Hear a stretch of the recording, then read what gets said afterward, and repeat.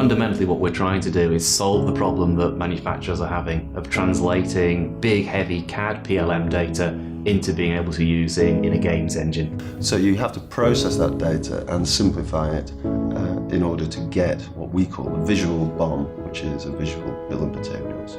Slipstream is a way to get automatically from your CAD data or your engineering data into virtual reality or high quality visualizations.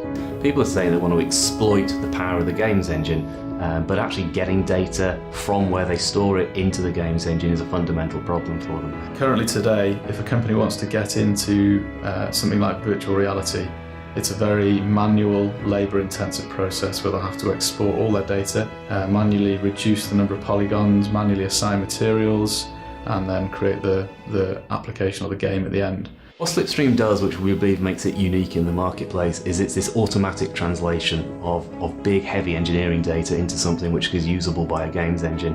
Slipstream technology works by allowing you to put together a customized pipeline to process your data in precisely the way that works for your business. So one of the things we find with manufacturers is that currently they don't usually have these sorts of teams in-house, people who are games engine experts.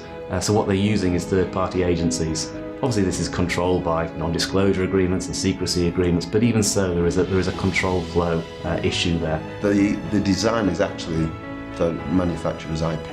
It's their investment, and it's extremely important to them to keep that from their competitors. If you get the assets in-house yourself, then you might be able to target things like documentation, internal design review, or external sales configurator. So there's a lot more that you can do with the data if you own it. So by using Slipstream, the key thing that a company has is it has control over its own data, so there are no issues with it going outside of the four walls of the company itself. They can speed up the processing, so typically a manual process will take days, if not weeks, to process one CAD file, whereas we're talking to companies that actually want to do this overnight. We're targeting manufacturing sectors, so things like automotive, aerospace, architecture.